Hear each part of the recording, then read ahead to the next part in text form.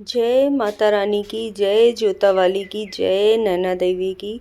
माता रानी आप सभी लोगों के ऊपर बहुत कृपा करें। माता रानी सबकी विनती सुने, सबके परिवार सुखी रखें, सभी के बच्चों को सुखी रखें। माता रानी का आपको पंचामृत स्नान कैसे करवाना है जिससे कि माता रानी आपसे प्रसन्न हो और आपकी मन मांगी मुराद पूरी करें। अगर आपके पास धातु की मूर्ति है तब तो आपको प्रतिदिन ही माता रानी को स्नान करवाना है, और नवरात्रि के समय तो ये और भी ज़्यादा ज़रूरी हो जाता है। तो सबसे पहले हम जल से स्नान करवाएंगे, फिर हम दूध से, और उसके बाद दही से स्नान करवाएंगे। अगर आपके पास धातु की मूर्ति नहीं है तो आपने फ़ोटो की स्थापना की हुई है तो आप पुष्प लेकर जल छिड़क कर भी आचमनी करवा सकते हैं।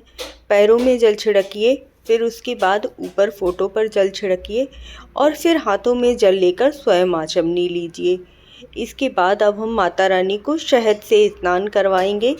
फिर हम जो चीनी आती है ना, या तो जो ब्राउन वाली आती है वो ले सकते हैं, नहीं तो जो आपके घर में हो आप उससे भी स्नान माता रानी को करवा सकते हैं। उसके बाद फिर आप जल से माता रानी को स्नान करवाइएगा।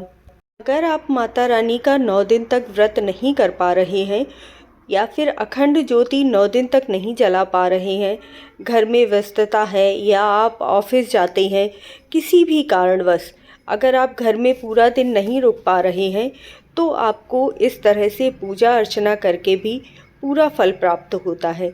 सुबह प्रातः जल्दी उठकर माता रानी की फ़ोटो, प्रतिमा या जो भी धातु की मूर्ति है वह आप पंचामृत स्नान करवाइए। सुबह शाम दीपक प्रज्वलित कर लीजिए। आपको पहले दिन पूजा करने में थोड़ा सा ज़्यादा समय लगेगा, उसके बाद आप कलश स्थापना कर लेंगे और माता रानी की पूजा प्रारंभ कर देंगे। फिर दूसरे दिन ज़्यादा समय नहीं लगता है, तो आप सुबह जल्दी अपनी पूजा करके घर से बाहर भी जा सकते हैं। यदि आपने जवारे बोए हैं तो थोड़ा सा नियम अलग हो जाता है, इसीलिए अगर आप जवारे बो रहे हैं या अखंड ज्योति जला रहे हैं तब आपको ज़्यादा समय तक घर में ही रहना है, घर से बाहर नहीं जाना है। वहीं पर जहाँ पर आपने पूजा अर्चना कर रखी है वहीं ज़मीन पर बिस्तर लगाना शुभ माना जाता है। आप बिस्तर का प्रयोग नहीं कर सकते हैं, लेकिन यदि आपके पास समय नहीं है तो आप इस तरह से पूजा अर्चना करके भी माता रानी का प्रसाद पा सकते हैं, लाभ उठा सकते हैं। कलश स्थापना कैसे करनी है इसकी वीडियो मैंने डाली हुई है, तो जाकर ज़रूर देख लीजिएगा। पूरी पूजा विधि डाली है वो भी देख लीजिएगा। तो इस तरह से आप माता रानी को पंचामृत स्नान करवाइए, अखंड ज्योति जलाइए, माता रानी को सुंदर सुंदर वस्त्र पहनाइए, हार पहनाइए, माता रानी को तैयार कीजिए। अगर आप चाहें तो प्रथम दिन भी सुहाग की सामग्री अर्पित कर सकते हैं, नहीं तो अष्टमी के दिन भी अर्पित कर सकते हैं। जैसा भी आपको सही लगे आप उस दिन सुहाग की सामग्री अर्पित कर लीजिएगा। उसके बाद आपको छोटा सा हवन करना है। हवन की वीडियो वैसे तो मैंने डाली हुई है, लेकिन दोबारा भी डालूंगी। अभी ये वीडियो थोड़ी ज़्यादा बड़ी हो जाती इसीलिए मैंने नहीं डाली है। इसके पश्चात माता रानी की आरती कीजिए, दुर्गा चालीसा का पाठ कीजिए और साथ में अगर समय हो तो आप दुर्गा सप्तशती का पाठ कर सकते हैं, नहीं तो सिद्ध कुंजिका का पाठ कर लीजिएगा।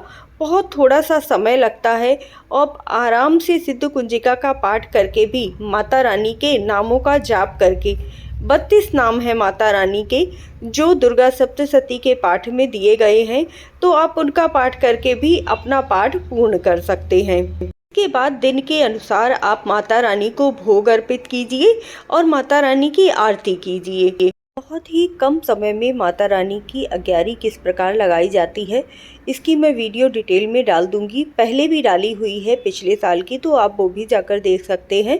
इस साल भी डिटेल में डाल दूंगी। इसके बाद माता रानी को भोग लगाइए और इस तरह से छोटी सी पूजा करके भी माता रानी का आप प्रसाद पा सकते हैं।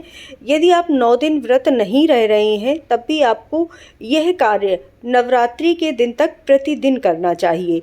इससे माता रानी की उतनी ही कृपा प्राप्त होती है जितनी कि आप पूरे 9 दिन व्रत करके प्राप्त कर सकते हैं। अगर आप व्रत नहीं रह रहे हैं तब भी सात्विक भोजन कीजिए, प्याज लहसुन का प्रयोग अपने घर में मत कीजिए। सुबह शाम आरती जरूर कीजिए और माता रानी को प्रतिदिन भोग लगाइए। जय माता दी।